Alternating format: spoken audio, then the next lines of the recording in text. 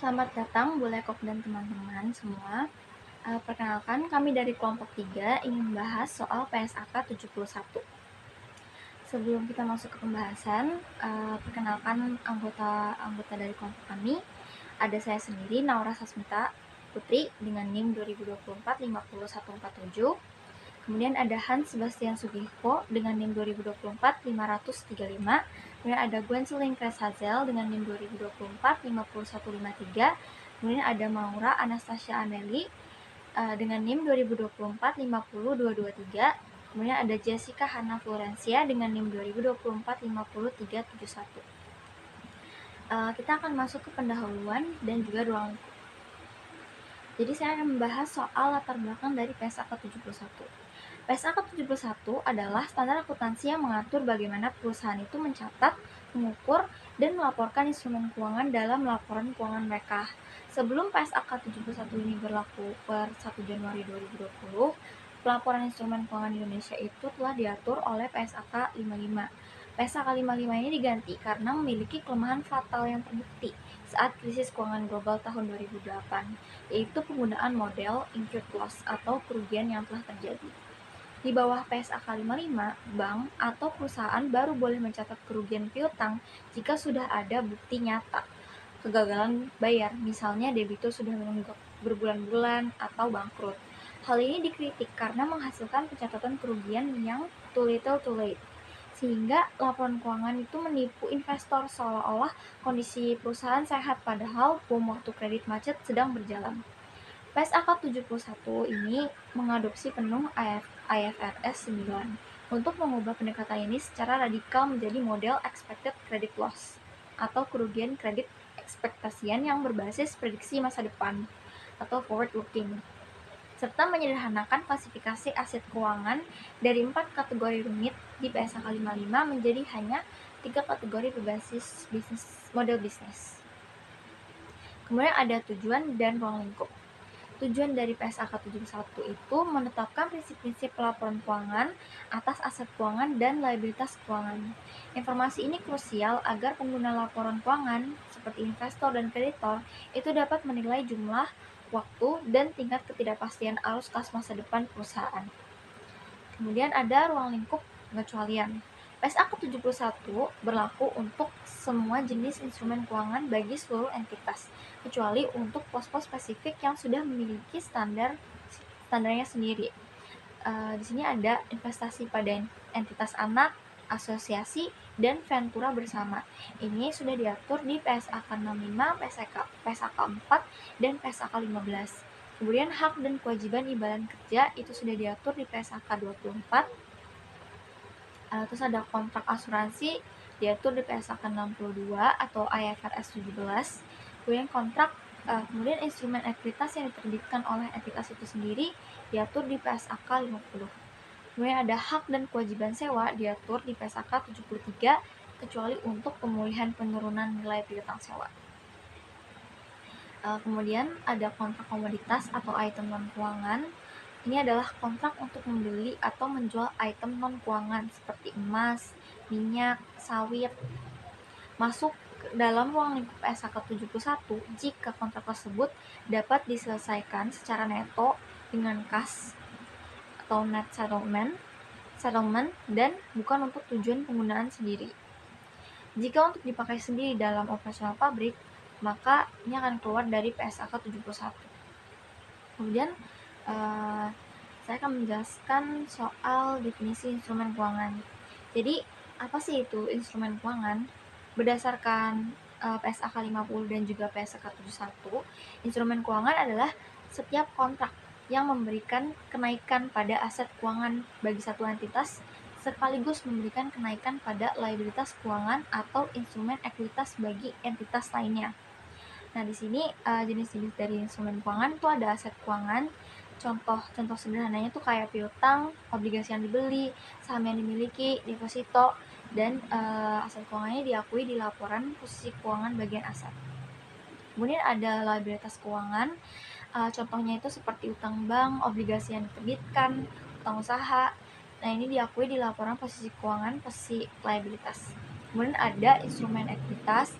contohnya seperti saham biasa yang diterbitkan perusahaan sendiri. Ini akan diakui di bagian ekuitas. Kemudian ada derivatif, contohnya itu seperti kontrak forward, swap suku bunga, opsi beli atau jual. Ini akan diakui nilai wajar di laporan, diakui sebagai nilai wajar di laporan posisi keuangan. Nah, di sini saya ada memakai contoh perusahaan fiktif yaitu PT Maju Jaya Sentosa, yang selanjutnya itu akan disebut MJS. Ini adalah perusahaan manufaktur tekstil fiktif yang berkantor pusat di Jakarta. MJS memiliki modal disetor sebesar 500 miliar, total asetnya 2 triliun, dan pelanggan utamanya di sini ada PT Retail Bersama, yaitu yang dalam negeri, dan di luar negerinya ada Luxury Brand Co. Nah, tahun bukanya di sini 1 Januari sampai 31 Desember. Nah, selanjutnya kita masuk ke pengakuan dan penghentian pengakuan aset dan liabilitas keuangan. Jadi, pengakuan awal.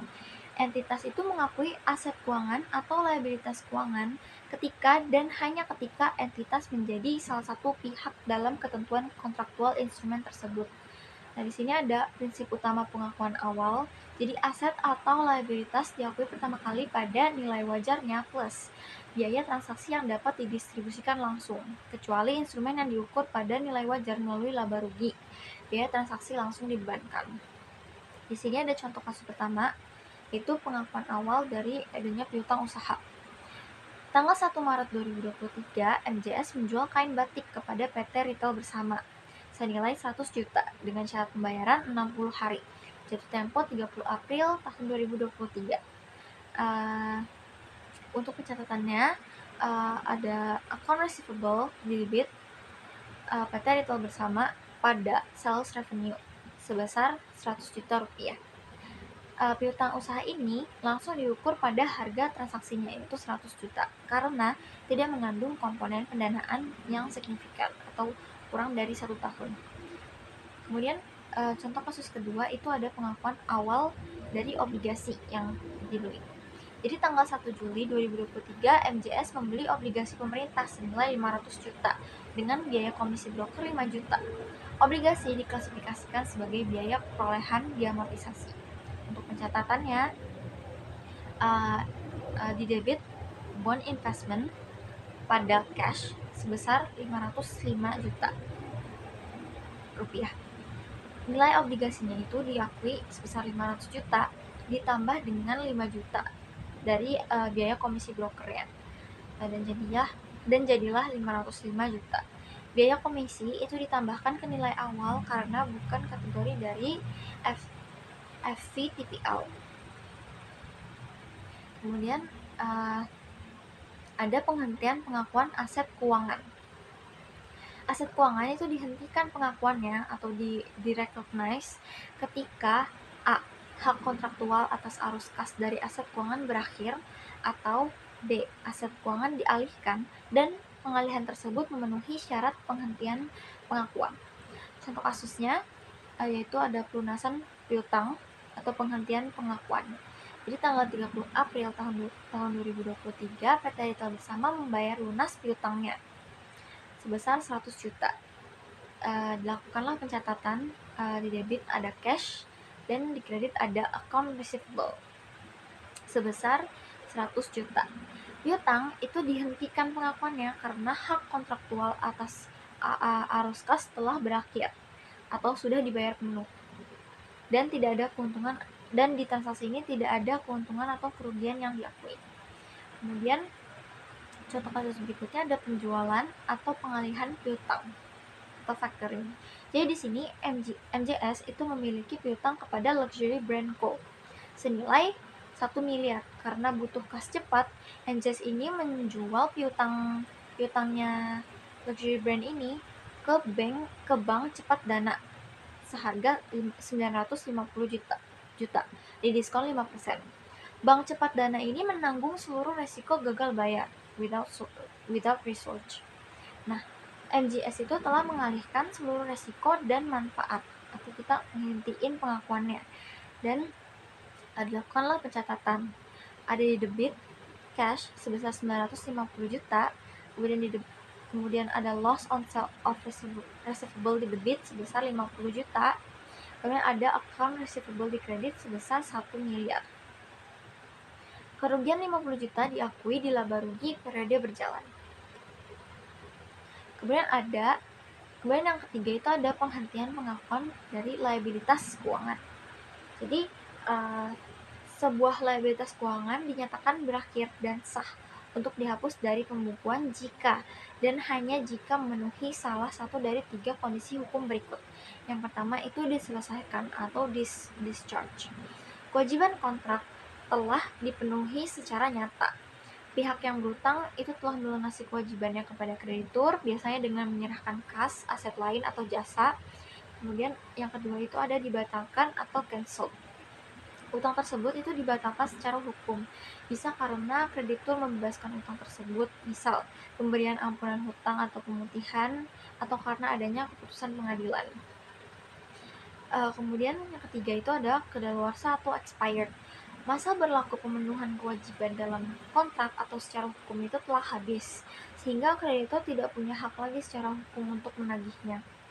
Ini ada contoh kasus pelunasan bank. Jadi MJS ini memiliki hutang bank sebesar 2 miliar kepada bank andalan. MJS itu melunasi seluruh hutang tersebut pada tanggal jatuh tempo. Nah, pencatatan oleh MJS ada bank loan, bank andalan di debit sebesar 2 miliar, pada cash sebesar 2 miliar. Nah, liabilitas dihentikan pengakuannya karena kewajiban kontraktual telah diselesaikan. Baik, perkenalkan nama saya Hans Sebastian dengan NIM 2024-535. Nah, kali ini saya akan melanjutkan penjelasan PSAK 71 mengenai klasifikasi aset keuangan.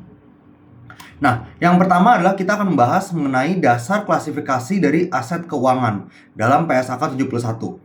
Nah, PSAK 71 itu mengklasifikasikan aset berdasarkan 2 jenis, yaitu yang pertama uji model bisnis dan uji SPPI. Di mana uji model bisnis ini dia menilai tujuan pengelolaan aset oleh manajemen. Sedangkan uji SPPI dia memastikan arus kas itu berasal dari murni dari pokok dan bunga. Nah, hasil uji tersebut dia akan menentukan 3 klasifikasi, yaitu amortized cost, FOC, dan FVTPL. Nah, kita nanti akan bahas lebih lanjut mengenai hal-hal tersebut. Nah, yang pertama kita memiliki kategori amortized cost. Nah, kategori ini dia berlaku bagi aset yang memang bertujuan untuk mendapatkan arus kas kontraktual, di mana instrumen keuangan itu wajib lulus uji SPPI untuk masuk dalam klasifikasi ini. Entitas mencatat aset berdasarkan biaya perolehan yang diamortisasi selama dia selama masa manfaat, dan fluktuasi nilai pasar aset itu tidak mempengaruhi dari laporan laba rugi yang nantinya kita akan buat. Nah, selanjutnya saya akan membahas mengenai kategori FOC, yaitu Fair Value Through Other Comprehensive Income. Nah, kategori ini dia berlaku jika aset dikelola untuk memperoleh arus kas dan siap dijual. Syarat utamanya adalah instrumen harus lulus uji SPPI secara kontraktual, dan perubahan nilai wajar dicatat pada ekuitas. Kalau tadi tidak dicatat di laporan laba rugi, kali ini kita akan catat di bagian ekuitas, yaitu penghasilan komprehensif lain. Investasi ekuitas non perdagangan bisa ditetapkan ke kategori ini saat pengakuan di awal. Dan selanjutnya saya akan membahas mengenai kategori FVTPL atau Fair Value Through Profit and Loss, yaitu nilai wajar melalui laba rugi. Nah, klasifikasi ini menjadi kategori residual jika syarat kategori lain tidak terpenuhi. Aset yang dikelola dengan tujuan aktif untuk diperdagangkan masuk ke dalam kategori ini. Seluruh perubahan nilai wajar kita akan akui secara langsung pada laporan laba rugi yang berjalan. Dan semua instrumen derivatif secara otomatis itu diklasifikasikan ke dalam kategori ini. Selanjutnya adalah uji model bisnis. Nah, penilaian model bisnis dilakukan berdasarkan level portofolio, bukan dari instrumen individu. Klasifikasi itu ditentukan oleh aktivitas aktual dan bukti objektif pengelolaan aset. Entitas dapat menetapkan model bisnis berbeda untuk portofolio yang berbeda juga. Nah, evaluasi kinerja dan cara kompensasi manajemen menjadi indikator utama model bisnis tersebut. Lalu selanjutnya yang terakhir adalah ada uji SPPI atau Solely Payment of Principal and Interest. Nah, Uji ini dia akan memastikan arus kas atau cash flow itu hanya berupa pengembalian pokok dan kompensasi dari bunga. Pokok instrumen itu didefinisikan sebagai nilai wajar aset pada pengakuan awal. Dan komponen bunga hanya mencakup nilai waktu uang, resiko kredit, dan margin laba. Instrumen dengan leverage atau kaitannya harga komoditas akan otomatis gagal uji yang ini. Baik, terima kasih Hans atas penjelasannya. Perkenalkan, nama saya Gwenselin Krasazol dengan NIM 2024-50153. Sekarang saya izin untuk melanjutkan materi pembahasan presentasi. Kita masuk ke klasifikasi liabilitas keuangan. Oke, kita mulai dari klasifikasinya dulu. Nah, jadi di dalam PSAK 71, prinsip dasarnya itu sebenarnya sederhana, yaitu semua liabilitas keuangan secara default diukur menggunakan biaya perolehan yang diamortisasi, atau yang kita kenal sebagai amortized cost.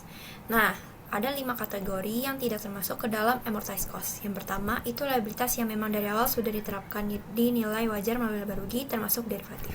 Lalu yang kedua, itu ada liabilitas yang muncul dari transfer aset yang gagal memenuhi syarat penghentian pengakuan. Yang ketiga, ada kontrak jaminan keuangan. Dan yang keempat, ada komitmen pinjaman dengan suku bunga di bawah pasar. Dan kelima, ada imbalan kontingensi dalam kombinasi bisnis sesuai dengan PSAK 22. Nah, jadi intinya kalau tidak masuk ke salah satu dari 5 pengecualian ini, liabilitas keuangan itu otomatis akan menggunakan amortized cost. Nah, secara sederhana, sebenarnya liabilitas keuangan itu pengukurannya terbagi menjadi 2 jalur besar. Jalur pertama itu ada amortized cost. Nah, biasanya ini tuh merupakan jalur yang paling umum. Nah, biasanya mayoritas liabilitas keuangan itu akan masuk ke dalam sini. Misalnya seperti utang bank, obligasi yang diterbitkan, utang usaha, dan untuk pengukurannya sendiri itu akan menggunakan metode suku bunga efektif dan biaya transaksi yang sudah ikut masuk ke nilai yang dicatat awal. Lalu yang di jalur kedua itu ada FVTPL atau Fair Value Through Profit or Loss. Nah, di sini liabilitas itu diukur pada nilai wajar setiap tanggal pelaporan dan perubahan nilai wajarnya juga langsung diakui di laba rugi. Yang termasuk ke kategori ini biasanya itu yang derivatif. Nah, derivatif lalu ada liabilitas yang diperdagangkan atau yang sengaja diterapkan melalui fair value option. Selanjutnya kita masuk ke pengukuran setelah pengakuan awal. Nah, untuk yang amortized cost, rumus sederhananya itu begini. Nilai yang tercatat di periode ini akan sama dengan nilai awal, ditambah beban bunga efektif, dan dikurangi pembayaran yang sudah dilakukan. Nah, yang perlu diingat, suku bunga efektif ini bukan suku bunga kupon yang tertera di dalam kontrak, tetapi suku bunga yang benar-benar mencerminkan biaya pendanaan termasuk biaya transaksi. Jadi, beban bunga yang dicatat di tiap periode itu bisa berbeda dari kupon yang dibayar. Untuk yang fair value through profit or loss, setiap periodenya itu diukur ulang ke nilai wajar. Tapi ada kekhususan di sini. Seperti perubahan nilai wajar yang tidak semuanya langsung masuk ke laba rugi. Jadi porsi yang berasal dari perubahan resiko kredit entitas sendiri itu akan diakui di OCI atau penghasilan komprehensif lain. Selebihnya akan masuk ke laba rugi.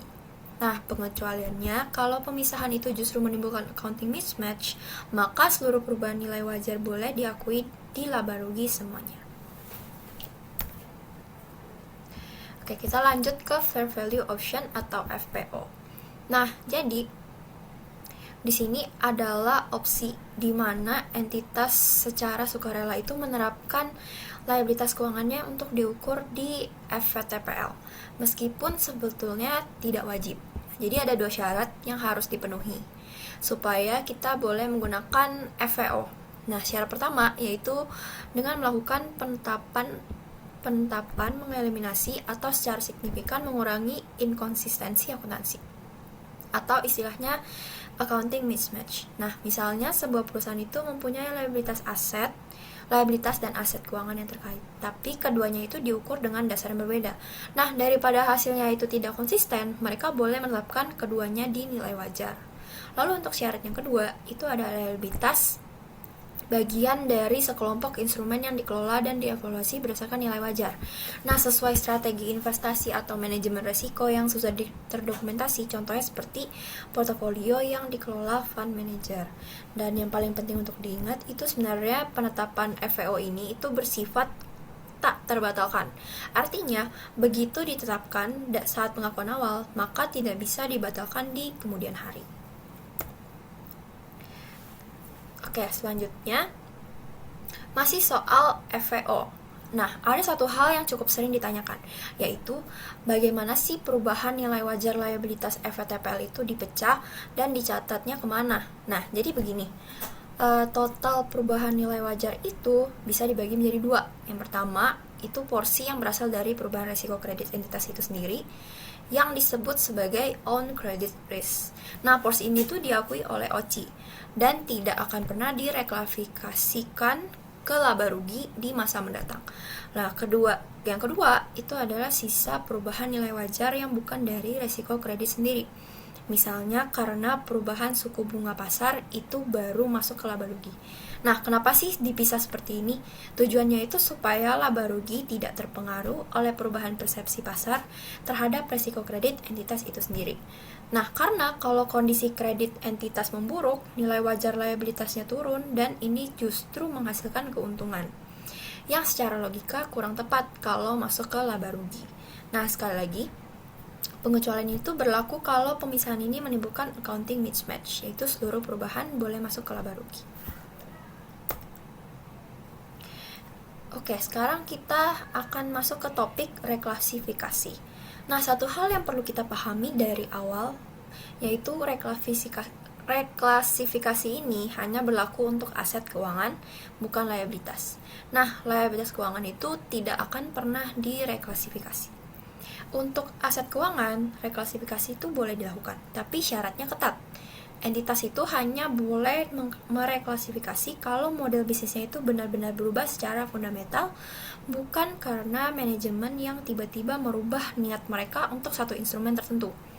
Nah, tapi untuk perubahan nyata dalam cara entitas mengelola asetnya itu secara keseluruhan. Nah, perubahan model bisnis itu juga harus ditetapkan oleh manajemen senior dan dibuktikan dengan perubahan operasi yang nyata. Sebaliknya, ada beberapa kondisi yang kelihatannya seperti reklasifikasi tapi sebenarnya bukan. Misalnya seperti item yang sebelumnya jadi instrumen lindung nilai tapi kemudian tidak memenuhi syarat itu lagi. Nah, jadi itu tidak termasuk ke dalam reklasifikasi menurut PSAK 71. Dan kalau reklasifikasi memang terjadi, akan diterapkan secara prospektif dari tanggal reklasifikasi, yaitu tidak berlaku surut. Nah, jadi ini ada matriks lengkapnya dari kategori mana ke kategori mana dan apa perlakuan akuntansinya. Nah, kalau dari amortized cost pindah ke FVTPL itu sama, akan diukur ke nilai wajar tapi selisihnya akan masuk ke laba rugi. Kalau dari FVOC dipindah ke amortized cost, nilai wajarnya pada tanggal reklasifikasi akan menjadi jumlah bruto yang tercatat yang baru. Dan gain or loss yang sebelumnya sudah diakui di OCI itu akan dihapus. Kalau dari FVOC pindah ke FVTPL, nilai wajar itu akan tetap, tidak ada pengukuran ulang, tapi gain or loss kumulatif yang ada di OCI akan dipindahkan ke laba rugi. Nah, kalau dari FVTPL pindah ke amortized cost, nilai wajar pada tanggal reklasifikasi akan menjadi nilai perolehan baru, lalu suku bunga efektifnya akan dihitung ulang dari nilai itu. Kalau dari FVTPL pindah ke FVOCI, nilai wajar akan tetap dipakai dan aset mulai diperlakukan seolah-olah selalu diukur di FVOC dari awal. Nah, jadi semua reklasifikasi ini akan diterapkan secara prospektif, yaitu tidak ada penyesuaian retroaktif. Oke, terakhir kita bisa lihat dua contoh konkret supaya lebih mudah dipahami.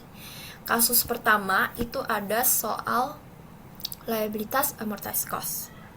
Jadi di sini PT ABC itu menerbitkan obligasi senilai 1 juta dengan kupon 8% jatuh tempo 5 tahun dan biaya emisi 20.000 dan maka nilai tercatat awal itu bukan 1 juta tapi 980.000 karena biaya emisi sudah dikurangkan. Nah, dari sini suku bunga efektif bisa dihitung dan hasilnya sedikit lebih tinggi dari 8% karena mencerminkan diskon. Nah, akibatnya beban bunga yang dicatat tiap tahun itu tidak sama dengan kupon yang dibayar, tapi selisihnya adalah amortisasi diskon yang secara bertahap menaikkan nilai tercatat obligasi sampai jatuh tempo. Lalu untuk yang kasus kedua, itu soal reklasifikasi. Nah, jadi Bank BCD itu mempunyai portofolio obligasi yang selama ini dikategorikan ke amortized cost. Tapi manajemen memutuskan untuk mengubah strategi, yaitu obligasi-obligasi ini akan dijual secara aktif untuk kebutuhan likuiditas. Nah, ini tuh merupakan perubahan model bisnis yang nyata, sehingga reklasifikasi ke FVTPL, sehingga reklasifikasi itu wajib dilakukan. Nah, jadi semua obligasi itu akan direklasifikasikan ke FVTPL. Nah, untuk tanggal reklasifikasi, nilai wajar obligasinya akan diukur dan selisihnya akan selisih dengan nilai yang tercatat sebelumnya akan diakui di laba rugi. Selanjutnya akan dilanjutkan oleh teman saya. Perkenalkan, nama saya Maura Anastasia Melisi Mamora dengan NIM 2024-50223. Selanjutnya saya akan melanjutkan pembahasan mengenai impairment expected credit loss. Baik, jadi dalam PSAK 71, konsep penurunan nilai aset keuangan itu mengalami perubahan yang sangat mendasar dibandingkan dengan standar sebelumnya, yaitu PSAK 55. Perubahan ini tuh tidak hanya bersifat teknis, tetapi juga mengubah cara berpikir dalam melihat resiko kredit. Jika pada PSAK 55 kerugian hanya diakui ketika terdapat bukti bahwa kerugian telah terjadi atau incurred loss, maka di PSAK 71 ini tuh memperkenalkan pendekatan baru yang disebut expected credit loss atau ECL. Jadi model ECL ini itu menekankan bahwa kerugian kredit itu harus diakui sejak awal pengakuan instrumen keuangan, bahkan ketika belum terjadi bukti bahwa gagal bayar telah terjadi. Pendekatan ini mendorong perusahaan untuk bersikap lebih proaktif dan berhati-hati dalam mengelola resiko kredit. Perusahaan itu tidak hanya melihat kondisi saat ini atau masa lalu, tetapi juga diminta untuk membuat estimasi yang mencerminkan kemungkinan kondisi di masa depan. Inilah yang membuat ECL disebut sebagai forward-looking approach. Jadi, terdapat beberapa aspek penting yang harus dipertimbangkan juga di sini. Yang pertama itu data historis, seperti tingkat gagal bayar di masa lalu, pola pembayaran pelanggan, dan pengalaman kerugian sebelumnya. Data ini itu menjadi dasar awal dalam membuat estimasi.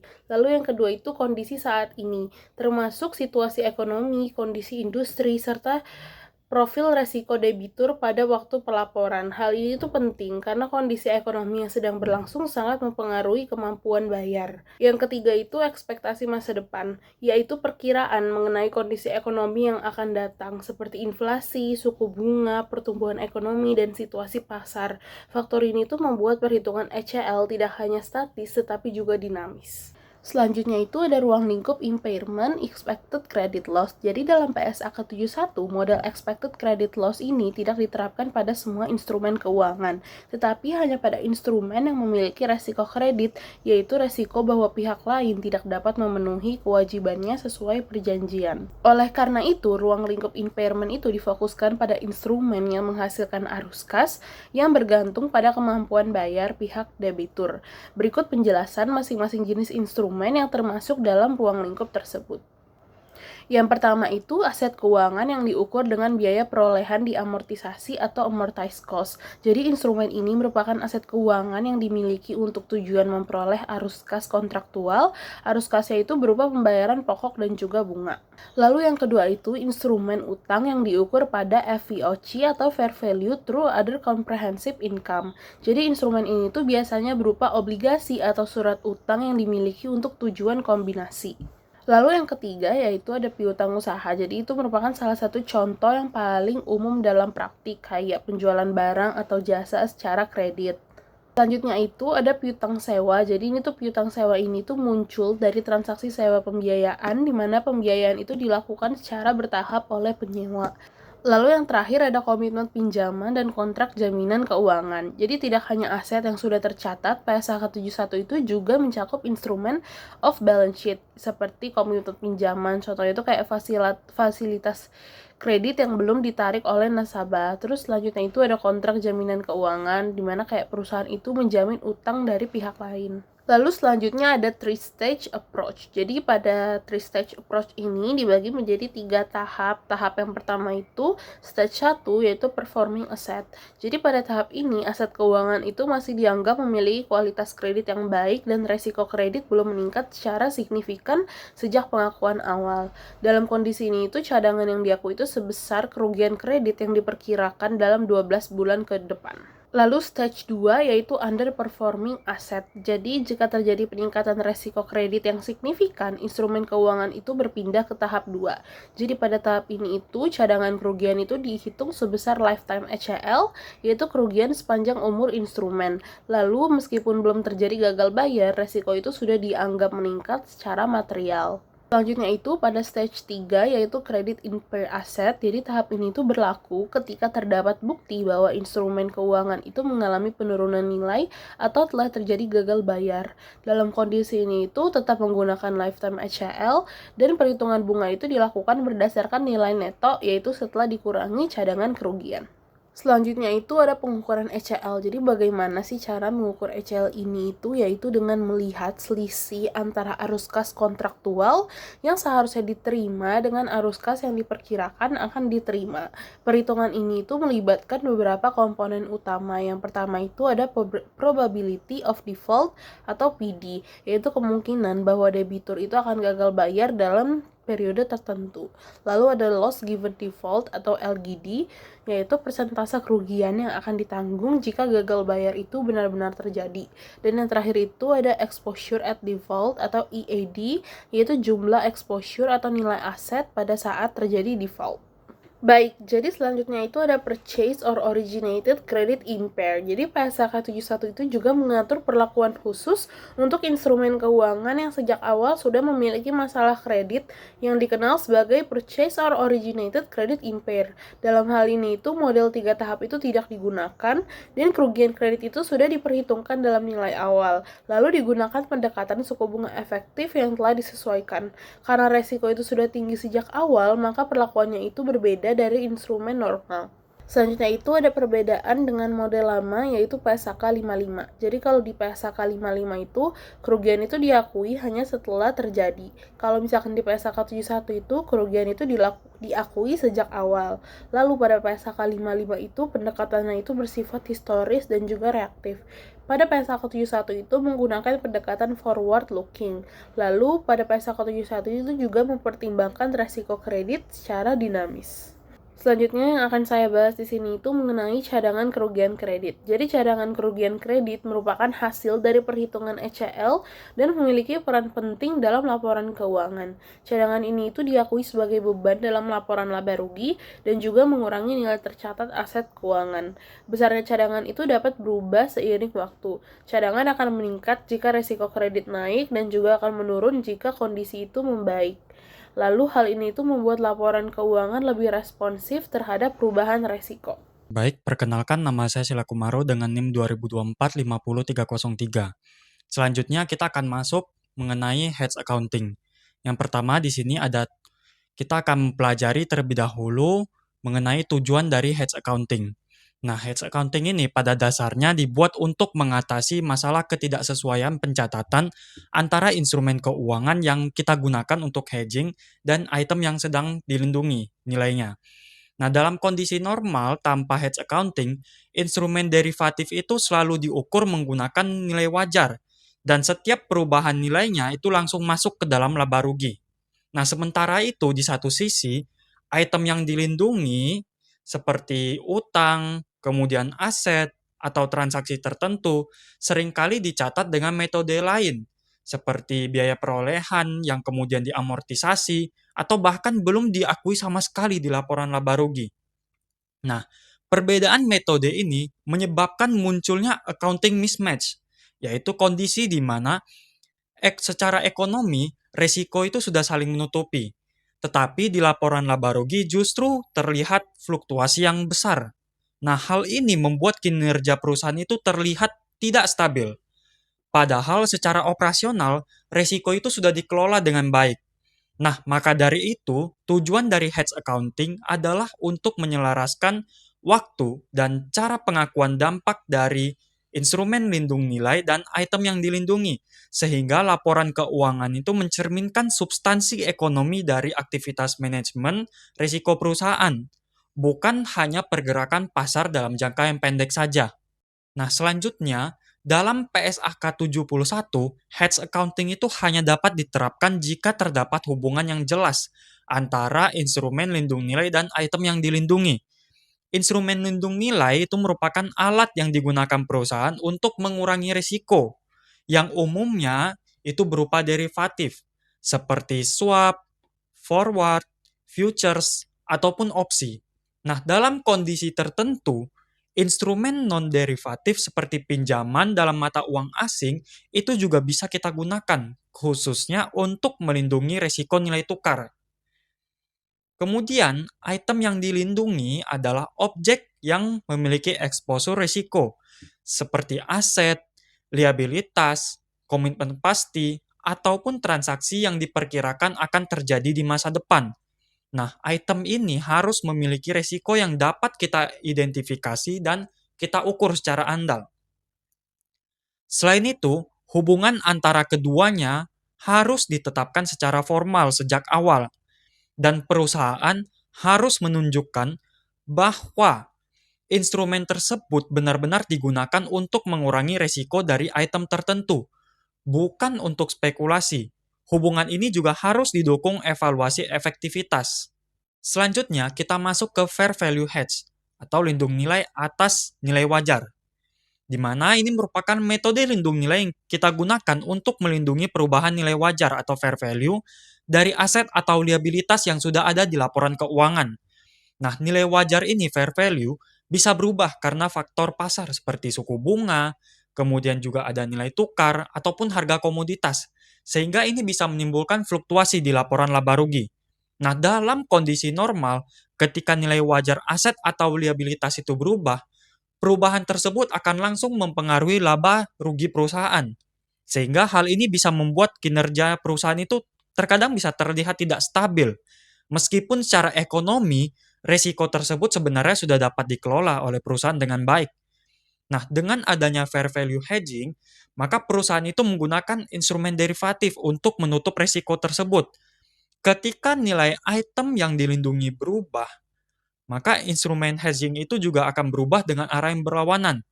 Nah, karena keduanya itu sama-sama diakui di laba rugi, maka dampaknya itu dapat saling mengimbangi, sehingga laba ruginya itu menjadi lebih stabil dan mencerminkan kondisi ekonomi yang sebenarnya. Nah, kita masuk ke dalam contoh soalnya, di mana dalam contoh ini, khususnya bagian obligasi, perusahaan itu memiliki utang dengan bunga tetap. Nah, ketika suku bunga pasar itu naik, nilai wajar obligasi tersebut pasti akan turun, karena obligasi itu menjadi kurang menarik dibandingkan instrumen lainnya. Nah, penurunan nilai ini menimbulkan kerugian perubahan nilai wajar sebesar 40 juta yang terjadi karena penyesuaian nilai obligasi akibat kenaikan suku bunga pasar. Pada saat yang sama, perusahaan itu juga menggunakan interest rate swap untuk melindungi risiko tersebut. Nah, swap ini menghasilkan keuntungan sebesar 40 juta rupiah yang berasal dari perubahan nilai wajar derivatif akibat pergerakan suku bunga yang sama. Nah, karena keduanya diakui di laba rugi, maka hasil akhirnya menjadi 40 juta rugi ditambah dengan 40 juta laba, sehingga hasilnya itu nol, dan fluktuasi akibat perubahan pasar itu dapat kita eliminasi secara akuntansi. Selanjutnya, di sini ada cash flow hedge atau lindung nilai atas arus kas, di mana cash flow hedge ini kita gunakan untuk melindungi ketidakpastian arus kas di masa depan, bukan nilai saat ini. Nah, arus kas ini bisa berupa pembayaran bunga, kemudian ada pembelian barang, ataupun transaksi dalam mata uang asing yang nilainya masih belum pasti karena dipengaruhi oleh perubahan pasar. Masalah utama yang kita hadapi dalam cash flow hedge ini adalah bahwa arus kas tersebut belum terjadi, sehingga dampaknya belum boleh langsung diakui sebagai laba rugi. Nah, jika kita tidak melakukan hedging, maka perusahaan ini akan menghadapi risiko bahwa jumlah kas yang keluar atau masuk itu bisa berubah secara signifikan di masa depan. Nah, maka dari itu, untuk mengatasi hal ini, perusahaan menggunakan instrumen derivatif untuk mengunci arus kas tersebut. Dalam akuntansinya, bagian efektif dari keuntungan atau kerugian instrumen hedging itu tidak bisa langsung masuk ke laba rugi, tetapi ditahan terlebih dahulu di OCI atau Other Comprehensive Income. Nah, setelah transaksi yang dilindungi itu benar-benar terjadi dan masuk ke laba rugi, maka saldo Other Comprehensive Income itu kemudian direklasifikasi agar dampaknya muncul pada periode yang sama. Dengan demikian, cash flow hedge itu memastikan bahwa pencatatan risiko dan transaksi terjadi secara selaras dari sisi waktunya. Nah, baik, kita masuk ke contoh soal dari penerapan cash flow hedging, di mana di sini perusahaan itu memiliki utang sebesar 10 miliar dengan bunga mengambang sebesar plus 2%. Nah, karena tingkat bunganya ini bersifat variabel, maka perusahaan menghadapi ketidakpastian terhadap jumlah beban bunga di masa depan. Nah, untuk mengurangi risiko tersebut, maka perusahaan menggunakan interest rate swap yang mengubah bunga variabelnya itu menjadi bunga tetap sebesar 8%. Ketika suku bunga pasarnya itu berubah, maka swap menghasilkan keuntungan sebesar 150 juta rupiah yang berasal dari selisih antara bunga variabel aktual dengan bunga tetap dalam kontrak swap tersebut. Nah, keuntungan ini tidak langsung diakui di laba rugi, tetapi kita tangguhkan terlebih dahulu di Other Comprehensive Income.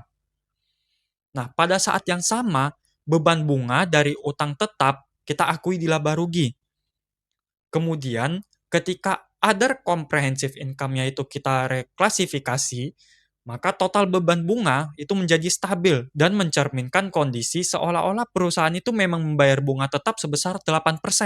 Nah, selanjutnya di sini juga ada hedge of net investment atau lindung nilai investasi neto, di mana ini digunakan ketika perusahaan itu memiliki investasi pada operasi luar negeri seperti anak perusahaan atau cabang di negara lain. Risiko utama dalam kondisi ini adalah risiko selisih kurs yang muncul ketika laporan keuangan entitas asing dikonversi ke mata uang pelaporan induk perusahaan. Perubahan kurs ini tidak berhubungan langsung dengan arus kas operasional, tetapi hanya mempengaruhi nilai investasi dalam laporan konsolidasi. Nah, oleh karena itu dampaknya tidak masuk ke laba rugi, melainkan kita catat di Other Comprehensive Income sebagai selisih penjabaran mata uang asing. Nah, untuk mengurangi resiko ini, perusahaan itu dapat menggunakan instrumen lindung nilai seperti pinjaman dalam mata uang asing atau derivatif valuta asing. Dengan tujuannya adalah agar perubahan kurs pada investasi dapat diimbangi oleh perubahan pada instrumen lindung nilai, sehingga tidak mengganggu laba rugi perusahaan. Nah, selanjutnya kita masuk ke contoh penerapan dari hedge of net investment, di mana di sini pada contohnya, perusahaan itu memiliki investasi pada anak perusahaan di luar negeri sebesar 5 juta US dollar. Nah, pada saat investasi itu dilakukan, kursnya adalah sebesar Rp16.000 per US dollar, sehingga nilai investasi tercatat sebesar 80 miliar rupiah. Nah, pada akhir periode, kursnya itu turun dari yang tadinya 16.000 per US dollar, sekarang menjadi Rp15.840 per US dollar. Sehingga nilai investasinya itu setelah kita hitung menjadi hanya sebesar 79 miliar 200 juta rupiah. Nah, tentu hal ini akan menyebabkan rugi transaksi sebesar 800 juta rupiah yang berasal dari penurunan nilai akibat perubahan kurs. Nah, untuk melindungi resiko ini, maka perusahaan itu menggunakan utang dalam US dollar sebesar 5 juta US dollar. Ketika kurs itu turun, utang tersebut menghasilkan keuntungan selisih kurs sebesar 800 juta, sehingga sepenuhnya menutup kerugian dari investasi. Nah, karena rugi dan laba tersebut saling mengimbangi, maka dampaknya dicatat dalam Other Comprehensive Income dan tidak mempengaruhi laba rugi. Nah, dengan demikian, maka perubahan kurs itu hanya berdampak pada ekuitas sampai investasi tersebut dilepas. Baik, terima kasih Sila atas penjelasannya. Selanjutnya, perkenalkan nama saya Jessica Hana Florencia dengan NIM 2024-53371 dan saya akan melanjutkan penjelasan mengenai ketentuan transisi PSAK 71. PSAK 71 berlaku prospektif sejak 1 Januari 2020 sehingga entitas tidak wajib menyajikan kembali laporan keuangan periode sebelumnya. Dan pada tanggal transisi, entitas diwajibkan mereklasifikasi seluruh aset keuangannya berdasarkan evaluasi atas model bisnis dan karakteristik arus kas kontraktual melalui 6 skenario utama. Yang pertama, dari biaya perolehan diamortisasi ke nilai wajar melalui laba rugi, di mana selisih nilai wajar dan jumlah tercatat langsung diakui di laba rugi. Kedua, dari biaya perolehan diamortisasi ke nilai wajar melalui penghasilan kompresif lain. Selisihnya diakui di penghasilan kompresif lain dan suku bunga efektif tidak mengalami perubahan. Yang ketiga, dari nilai wajar melalui penghasilan kompresif lain ke biaya perolehan diamortisasi, di mana keuntungan atau kerugian kumulatif di penghasilan kompresif lain akan dieliminasi sehingga nilai tercatat disesuaikan seolah-olah sejak awal selalu diukur pada biaya perolehan diamortisasi. Yang keempat, dari nilai wajar melalui penghasilan kompresif lain ke nilai wajar melalui laba rugi, di mana akumulasi keuntungan atau kerugian di penghasilan kompresif lain direklasifikasi ke laba rugi dengan nilai wajar tetap sebagai dasar pengukuran. Yang kelima, ada dari nilai wajar melalui laba rugi ke nilai wajar melalui penghasilan komprehensif lain. Nilai wajar pada tanggal reklasifikasi akan menjadi jumlah tercatat bruto yang baru. Suku bunga ditentukan ulang dan akuntansi penurunan nilai mulai dijalankan. Dan yang terakhir, dari nilai wajar melalui laba rugi ke biaya perolehan diamortisasi. Nilai wajar saat reklasifikasi menjadi jumlah tercatat bruto baru dan suku bunga efektif ditentukan ulang berdasarkan jumlah baru tersebut. Selanjutnya, saya ingin membahas mengenai penurunan nilai atau impairment pada transisi. Terkait penurunan nilai, PSAK 71 mengubah pendekatan incurred loss menjadi expected credit loss, sehingga entitas kini wajib mencadangkan penyisihan berdasarkan ekspektasi kerugian masa depan dan tidak lagi menunggu bukti kerugian yang sudah terjadi. Pada saat transisi, selisih penyesuaian penyisihan antara model lama dan model baru yaitu ECL langsung diakui sebagai penyesuaian saldo laba awal atau retained earnings, bukan ke laba rugi berjalan. Dampak akhirnya, angka penyisihan kerugian kredit umumnya melonjak signifikan karena sifat ECL yang jauh lebih antisipatif terhadap resiko.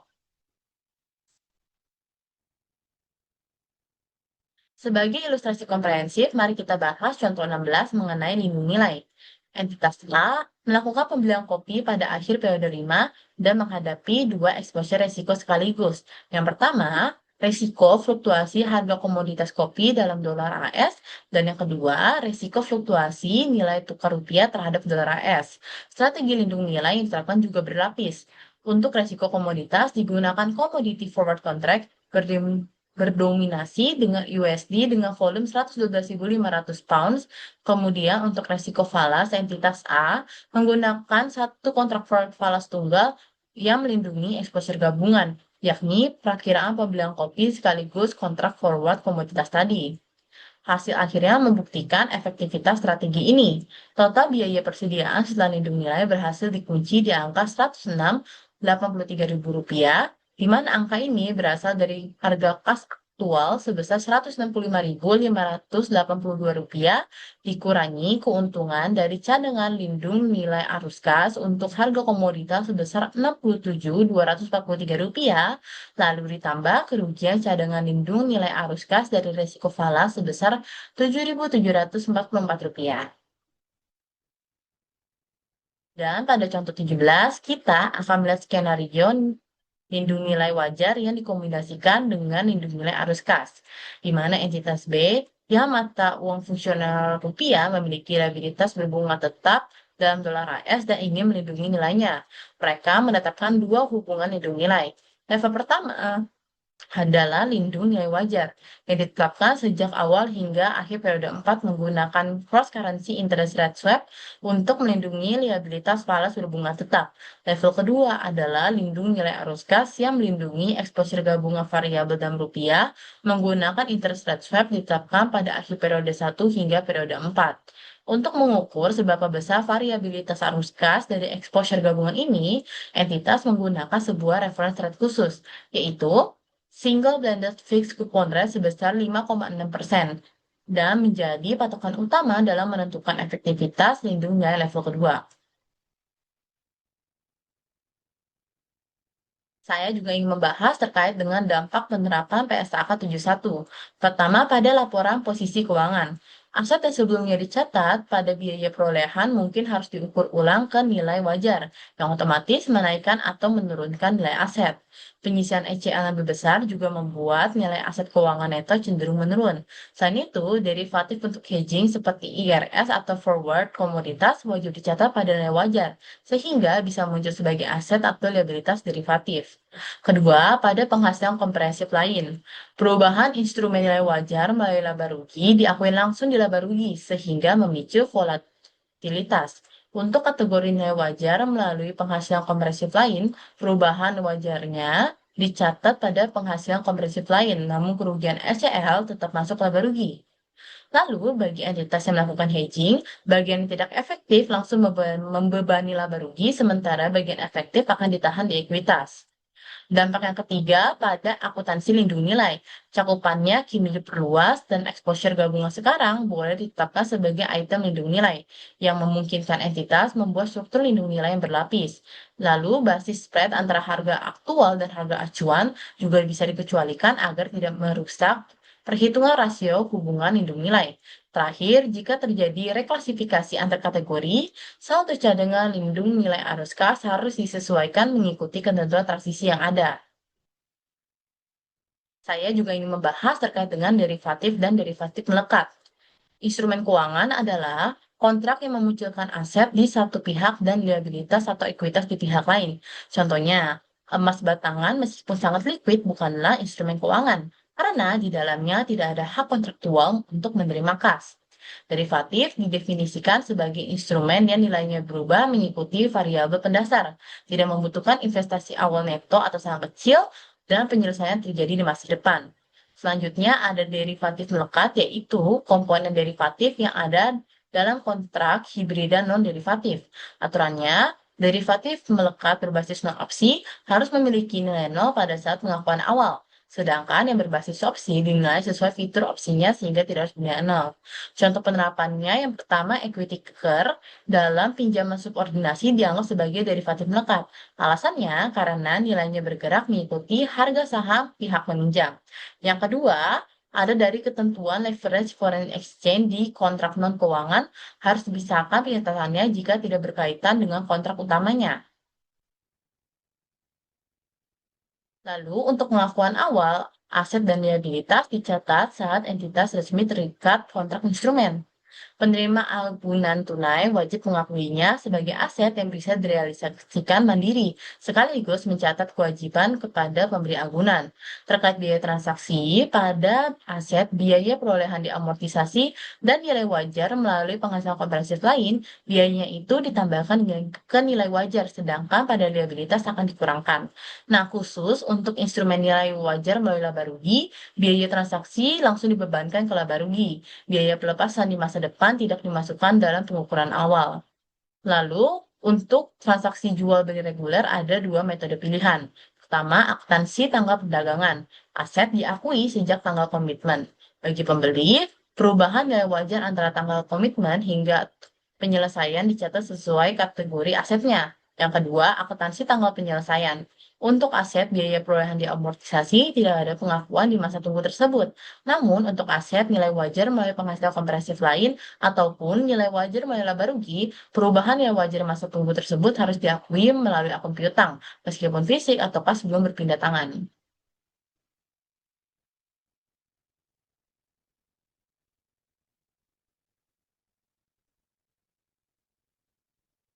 Selanjutnya, saya ingin menjelaskan mengenai perhitungan jumlah tercatat bruto. Perhitungan jumlah tercatat bruto dilakukan menggunakan metode bunga efektif dengan beberapa perlakuan khusus tergantung jenis instrumennya. Untuk instrumen utang perpetual dengan suku bunga tetap atau variabel, di mana jumlah jatuh temponya dianggap nol. Karena itu, tidak ada amortisasi selisih antara jumlah awal dan akhir, Sehingga nilai biaya perolehan dari amortisasi akan selalu sama persis dengan jumlah tercatat brutonya. Berbeda dengan utang perpetual dengan suku bunga menurun, di sini sebagian dari pembayaran bunga dianggap sebagai pelunasan pokok hutang. Oleh karena itu, jumlah awalnya akan diamortisasi secara bertahap hingga menjadi nol selama periode di mana suku bunganya bernilai positif.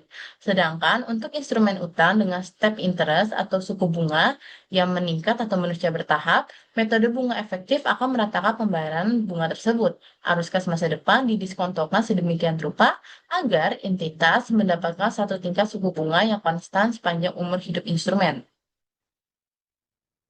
Lalu materi terakhir, saya akan membahas mengenai interaksi PSAK 71 dengan PSAK 10 dan 2. Pertama, interaksi dengan PSAK 10 tentang valuta asing. Aset falas, kategori nilai wajar melalui penghasilan kompresif lain diperlakukan ganda.